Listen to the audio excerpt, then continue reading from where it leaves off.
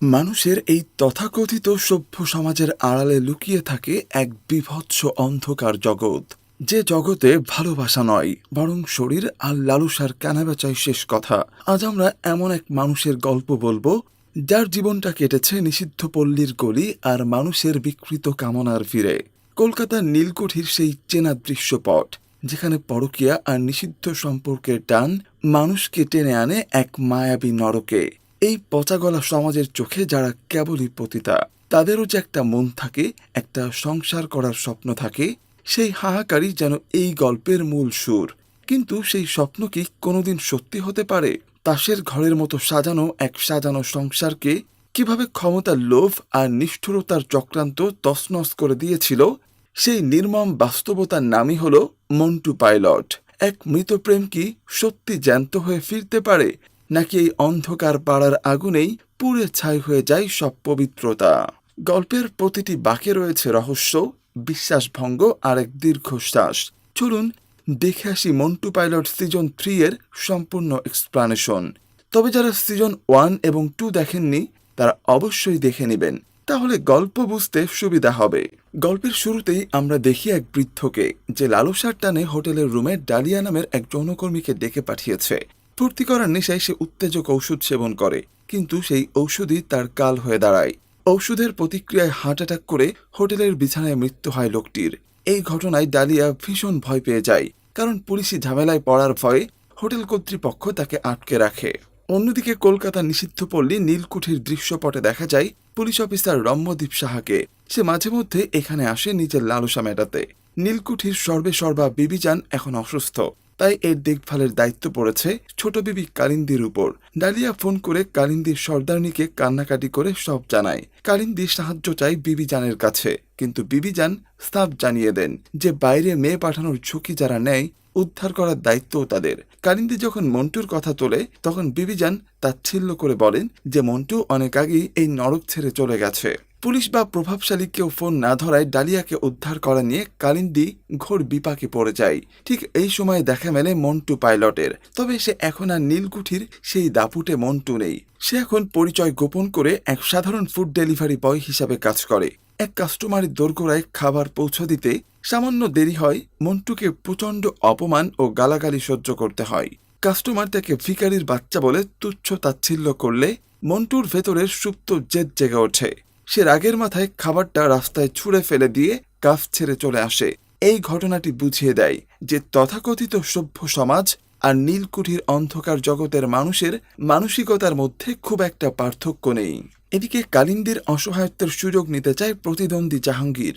সে phone করে কালিন্দিদের অসমর্থতাকে বিদ্রূপ করে জানায় যে তার লোকই ডালিয়াকে উদ্ধার করে নিয়ে আসবে, তবে তার বিনিময়ে সে চায় মন্টুকে।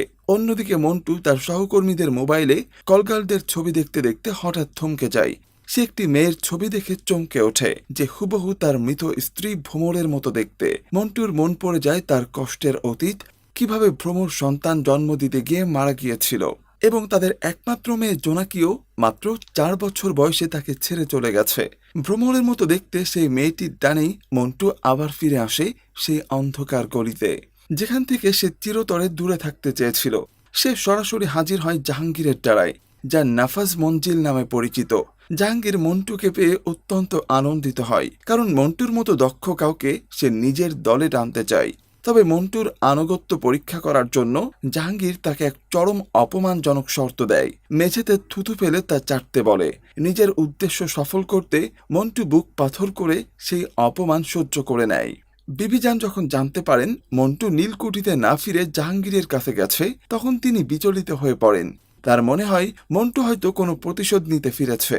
বিবিজানের মনে এক বিচিত্র অপরাধবোধ দানা বেঁধেছে। তার মনে হয় তার সারা শরীর পচে যাচ্ছে, যা আসলে তার দীর্ঘদিনের পাপের মানসিক প্রতিফলন। নাফাস মঞ্জিলের মন্টু তার ঘর পায়, কিন্তু তার মন পড়ে থাকে ভ্রমরের সেই ছবির দিকে। এক রাতে সে স্বপ্নে ভ্রমরকে নীল শাড়ি পরা অবস্থায় দেখে। ঘুম ভাঙলে সে জানালার পাশে ঠিক তেমন এক টুকরো নীল কাপড় দেখে পাগল প্রায় হয়ে যায়। সে প্রতিটি মেয়েকে সেই কাপড়ের টুকরো দেখিয়ে জিজ্ঞেস করতে থাকে, এটি কার? উত্তেজনার বশে সে নিকি নামের একটা মেয়ের গলা টিপে ধরলে জাহাঙ্গীর তাকে থামায়। মন্টু সরাসরি জাহাঙ্গীরকে সেই ছবি দেখিয়ে ভ্রমরের কথা জিজ্ঞেস করে। জাহাঙ্গীর হেসে জানায় যে মেয়েটির নাম ভ্রমর নয়, বরং শ্রাবণী নামের এক খুনের আসামি, যাকে সে দিল্লি থেকে আশ্রয় দিয়েছে। কিন্তু মন্টুর মন কিছুতেই মানতে চায় না। তার বিশ্বাস এই মেয়েটি তার ভ্রমর। এক অদ্ভুত টান আর রহস্যের আবর্তে মন্টু আবার জড়িয়ে পড়ে সেই নিষিদ্ধ জগতের মায়াজালে। মন্টুর মনের টান দেখে জাহাঙ্গীর শেষ পর্যন্ত শ্রাবণীকে তার সামনে নিয়ে আসে। শ্রাবণীকে দেখা মাত্রই মন্টু স্থবির হয়ে যায়। তার মনে হয় তার হারানো স্ত্রী ভ্রমর বুঝি জ্যান্ত হয়ে ফিরে এসেছে।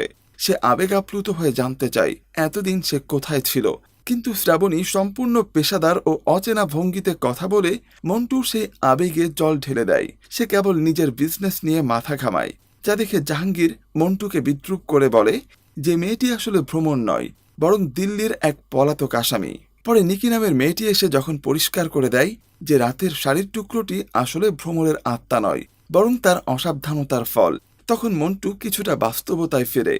তবে মনের কোণে জমে থাকা সেই সন্দেহ আর ভালোবাসা মন্টুকে স্থির থাকতে দেয় না। সে সিদ্ধান্ত নেয় সে শ্রাবণীর পাইলট হবে। জাহাঙ্গীর তাকে সতর্ক করে দিলেও মন্টু নাছোড়বান্দা।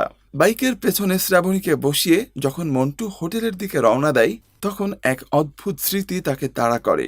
ঠিক এভাবেই বহু বছর আগে ভ্রমরকে প্রথমবার সে তার কাস্টমারের কাছে পৌঁছে দিতে গিয়েছিল। মন্টু নিজের কষ্ট ভুলতে মদ্যপান করে, কারণ নেশা ছাড়া এই যন্ত্রণাদায়ক রাস্তা তার কাছে ঝাপসা হয়ে যায়। হোটেলের সামনে শ্রাবণীকে নামিয়ে দিয়ে মন্টুর ভেতরটা হাহাকার করে ওঠে। ইচ্ছে করে আগের মতো ঝাঁপিয়ে পড়ে তাকে এই নরক থেকে উদ্ধার করতে, কিন্তু শ্রাবণীর শীতল ব্যবহার তাকে আটকে দেয়। এদিকে প্রশাসনিক স্তরেও ষড়যন্ত্রের খেলা শুরু হয়। দুর্নীতিগ্রস্ত পুলিশ অফিসার গুপ্তা জাহাঙ্গীরকে সতর্ক করে দেয় যে ক্রাইম ব্রাঞ্চের নজর এখন নাফাজ মন্টিলের উপর, যে কোনো সময় বড় ধরনের রেড হতে পারে। অন্যদিকে নীলকুঠির বিবিজানের শারীরিক ও মানসিক অবস্থা আরও খারাপ হতে থাকে। তিনি মন্টুকে ডেকে পাঠান এবং জাহাঙ্গীরের সাথে কাজ করা নিয়ে শঙ্কা প্রকাশ করেন। বিবিজান বারবার মন্টুকে বোঝাতে চান যে ভ্রমর মরে গেছে, কিন্তু মন্টু সেই সত্য মানতে নারাজ। সে পাল্টা প্রশ্ন করে, মেয়েটি যদি সত্যি ভ্রমর হয় তবে বিবিজানের এত আপত্তি কিসের? গল্পে আসল মোড় ফেরে যখন শ্রাবণী একাকী নিজের ঘরে ফেরে। দেখা যায় শ্রাবণী আসলে ভ্রমরই। সে তার প্রস্থেটিক চুল ও সাজ খুলে আয়নার সামনে দাঁড়িয়ে অপেক্ষা করে যে মন্টু এবারও তাকে বাঁচাতে এলো না। বিবিজান এবং অফিসার রম্যদীপ সাহার মধ্যেও এক গোপন আঁতাত চলছে। জানা যায় ভ্রমর বা শ্রাবণীকে বিবিজানি আসলে মহড়া হিসাবে জাহাঙ্গীরের ডেরায় পাঠিয়েছেন তাকে ধ্বংস করার জন্য। অফিসার রম্যদীপ নীলকুঠিতে এসে ফুর্তি করলেও কাজের কাজ কিছু করছে না দেখে বিবিজান তাকে ব্ল্যাকমেইল করতে শুরু করেন এবং মন্টুকে সোর্স হিসাবে ব্যবহারের পরামর্শ দেন। সবশেষে জাহাঙ্গীর তার সন্দেহবশত শ্রাবণীর অনুপস্থিতিতে তার ঘরে তল্লাশি চালায়। তার লোকেরা ঘর থেকে একটি লুকানো মোবাইল খুঁজে পায়। এই মোবাইল ফোনটি প্রমাণ করে যে শ্রাবণী বা ভ্রমর লুকিয়ে কারো সাথে যোগাযোগ রাখছে। মন্টু, ভ্রমর এবং জাহাঙ্গীরের এই ত্রিমুখী লড়াই এখন এক চরম উত্তেজনার দিকে মোড় নেয়। জাহাঙ্গীরের নির্দেশে মন্টু যখন শ্রাবণীকে অনুসরণ করতে শুরু করে, তখন তার মনের ভেতর এক অদ্ভুত অস্থিরতা কাজ করছিল। শ্রাবণীকে নিয়ে গাড়িটি যখন এক জীর্ণ এবং অতি পরিচিত বিল্ডিংয়ের সামনে এসে থামে, মন্টুর বুকের ভেতরটা স্যাত করে ওঠে। এই সেই বিল্ডিং আর এই সেই চাঁদ, যেখানে একসময় ভ্রমরকে নিয়ে সে কত শত স্বপ্ন দেখেছিল। শ্রাবণী এক খদ্দেরের সাথে সাদের সেই ঘরটিতে ঢুকলো। সেই ঘর থেকে একদিন মন্টু ভ্রমরকে উদ্ধার করে এনেছিল। আর স্থির থাকতে না পেরে মন্টু এক লাথিতে দরজা ভেঙে ভেতরে ঢুকে পড়ে। শ্রাবণীকে আড়াল করে থাকা লোকটির উপর সে হিংস্রভাবে ঝাঁপিয়ে পড়ে। শ্রাবণী চিৎকার করে বলতে থাকে যে সে ভ্রমর নয়, সে শ্রাবণী। ভ্রমর তো অনেক আগেই মারা গেছে। কিন্তু মন্টু আজ নিশ্চিত যে এই শ্রাবণী তার হারানো ভ্রমর। রাগের মাথায় সে লোকটির মাথা দেওয়ালে ঠুকে তাকে মেরেই ফেলে। ঘর থেকে বেরিয়ে মন্টুর যখন চোখ ভরা জল নিয়ে আকাশের দিকে তাকিয়ে বিড়বিড় করছিল, তখন শ্রাবণী তার মাথার আলগা চুলগুলো খুলে ফেলে দিয়ে মন্টুর পাশে এসে দাঁড়ায়। দীর্ঘ কয়েক বছরের মিথ্যে অভিনয়ের অবসান ঘটিয়ে ভ্রমর তার আসল পরিচয় দেয়। মন্টু কান্নায় ভেঙে পড়ে আক্ষেপ করতে লাগে যে তাদের জোনাকি যখন মারা গেল তখন কি একবারও ভ্রমরের তাকে দেখতে ইচ্ছা করেনি। ভ্রমর কান্নায় ভেঙে পড়ে জানায় যে সে কতটা নিরুপায় ছিল। ঠিক সেই মুহূর্তেই জাহাঙ্গীরের লেলিয়ে দেওয়া গুন্ডারা সেখানে পৌঁছে যায়। তারা মন্টুর কাছ থেকে ভ্রমরকে ছিনিয়ে নেওয়ার চেষ্টা করলে মন্টু এক ভয়াবহ হিংস্র রূপ ধারণ করে। সে একে একে সবাইকে মারতে শুরু করে। যদিও তাদের মধ্যে একজন পালিয়ে গিয়ে জাহাঙ্গীরকে সব খবর দিয়ে দেয়।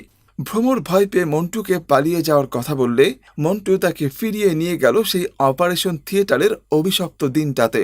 ভ্রমর এবার সেই হাড়হিম করা সত্যটি প্রকাশ করে। সে জানায় সেদিন ওটির ভেতরে বিবিজান এসে তাকে একটি কাগজে সই করিয়েছিল।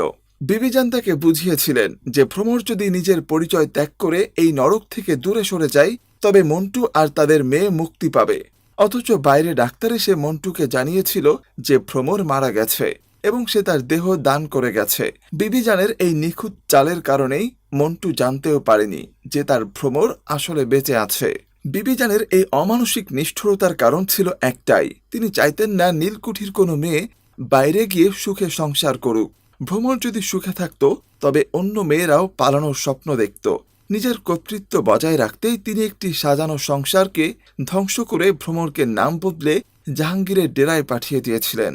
ভ্রমর মন্টুকে আরও জানায় যে সে আসলে পুলিশের হয়ে কাজ করছিল যাতে জাহাঙ্গীরকে ধরা যায়, কিন্তু মন্টু বুঝতে পারল যে জাহাঙ্গীর এখন সব জেনে গেছে এবং তাকে ঘিরে ফেলার পরিকল্পনা করছে। কোনো উপায় না দেখে ভ্রমর অবশেষে অফিসার রম্যদীপ সাহাকে ফোন করে তাদের এই চরম বিপদ থেকে বাঁচানোর আকুতি জানায়। অফিসার রম্যদীপ সাহা নিজের পিঠ বাঁচাতে কালিন্দীকে সাফ জানিয়ে দিলেন যে এই অপারেশন থেকে তার নাম যেন কোনোভাবেই সামনে না আসে। এমনকি তিনি কালিন্দীকে তার সব নাম্বার ডিলিট করে দেওয়ার নির্দেশ দেন। কালিন্দী যখন ভ্রমরের জীবনের ঝুঁকির কথা বললেন তখন রম্যদীপ অত্যন্ত নিষ্ঠুরভাবে জানালেন যে বড় কোনো মিশন সফল করতে হলে দু একজন শহীদ হওয়া অস্বাভাবিক কিছু নয়, তার কাছে নিজের ক্যারিয়ারের চেয়ে অন্যের জীবনের মূল্য অনেক কম। কালিন্দী বুঝতে পারলেন পুলিশের উপর ভরসা না করে এখন তাকে নিজের বুদ্ধিতেই চাল চালতে হবে। অন্যদিকে মন্টু বুঝতে পারে যে পালিয়ে বেড়ানো এখন আর সম্ভব নয়, তাই সে ঠিক করে সরাসরি জাহাঙ্গীরের মুখোমুখি হবে। জাহাঙ্গীর তখন তার সেই কুখ্যাত নাফাস বা নিঃশ্বাসের বোতলগুলো বের করে মন্টু আর ভ্রমরকে শেষ করে দেওয়ার হুমকি দিচ্ছিল। সে মন্টু আর ভ্রমরকে আলাদা করে বন্দি করে ফেলে এবং জানতে চায় যে ভ্রমর আসলে কার কাছে খবর পাচার করছে। ঠিক সেই চরম মুহূর্তে কালিন্দী সেখানে উপস্থিত হয়ে দাবার চাল উল্টে দেন। তিনি জাহাঙ্গীরের সামনে অফিসার রম্যদীপ সাহার নাম ফাঁস করে দেন, যা শুনে জাহাঙ্গীর স্তম্ভিত হয়ে যায়। এদিকে নীলকুঠিতে এক রহস্যময় হত্যাকাণ্ড ঘটে যায়। রম্যদীপ সাহা যখন নীলকুঠিতে এলেন তাকে এক গ্লাস শরবত দেওয়া হলো, যা পান করার কিছুক্ষণের মধ্যেই তার মৃত্যু হয়। বিবিজান হতভম্ব হয়ে যান, কারণ তিনি সেই শরবতে বিষ মেশাননি। পরে জানা যায় ওড়না ঢাকা দেওয়া এক রহস্যময়ী মেয়ে এসে নিঃশব্দে এই কাজ সেরে গেছে। কালিন্দী সেখানে পৌঁছে বিবিজানকে শান্ত করেন এবং বুঝিয়ে বলেন যে এই যুদ্ধে জয়ী হতে হলে কিছু রক্তপাত হওয়া অনিবার্য।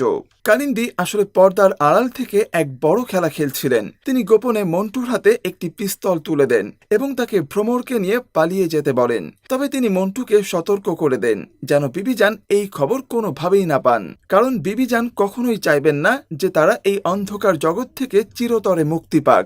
মন্টু তার আত্মসম্মান বিসর্জন দিয়ে জাহাঙ্গীরের কাছে নাটক শুরু করে। সে যেন সত্যি ভ্রমরের পাইলট হয়ে গেছে, এমন ভান করে সে রাস্তার লোকের কাছ থেকে টাকা জোগাড় করে। 10,000 টাকা জাহাঙ্গীরের মুখে ছুঁড়ে মেরে মন্টু বলে যে এটি ভ্রমরের আজকের কামাই। জাহাঙ্গীর যখন জানতে চাই লোকটা কে ছিল, মন্টু কৌশলে তা এড়িয়ে যায়। এদিকে জাহাঙ্গীরের এক লোভী লোক ভ্রমরের ঘরে ঢোকার জন্য ওত পেতে বসেছিল। মন্টু ভেতরে ঢুকে ভ্রমরকে নিয়ে এক অদ্ভুত পরিকল্পনা করে। সে ভেতর থেকে একটি গুলির শব্দ করে সবাইকে বিশ্বাস করায় যে তারা আত্মহত্যা করেছে। জাহাঙ্গীরের লোকেরা যখন মৃতদেহ দেখার জন্য ঘরে ঢোকে তখনই মিন্টু বাঘের মতো ঝাঁপিয়ে পড়ে এবং একজনকে গুলি করে ভ্রমরকে নিয়ে সেই নরক থেকে বেরিয়ে আসে।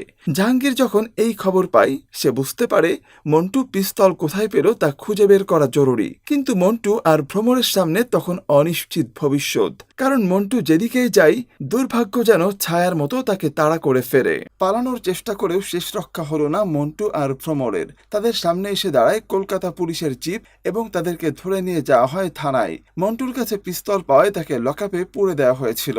পুলিশ অফিসার গুপ্তা মন্টুর উপর অমানসিক নির্যাতন শুরু করে এবং গোপনে জাহাঙ্গীরকে খবর দেয়। কিছুক্ষণ পরে জাহাঙ্গীর থানায় হাজির হয় ভ্রমরকে নিজের কবজায় নিতে। আসলে এই পুলিশ অফিসার ছিল জাহাঙ্গীরেরই কেনা গোলাম। জাহাঙ্গীর মন্টুকে একটি কঠিন শর্ত দেয়, যদি সে ভ্রমরকে ফিরে পেতে চায় তবে তাকে নীলকুঠির সব মেয়েদের বের করে দিয়ে পুরো এলাকাটি ফাঁকা করে জাহাঙ্গীরের হাতে তুলে দিতে হবে। মন্টু চলে যাওয়ার পর জাহাঙ্গীর পরিকল্পনা করে ভ্রমরকে দুবাইয়ে পাচার করে দেওয়ার। বাধ্য হয়ে মন্টু নীলকুঠিতে ফিরে গেল এবং পিস্তলের ভয় দেখিয়ে 10 মিনিটের মধ্যে সব মেয়েদের সেখান থেকে চলে যেতে বলল।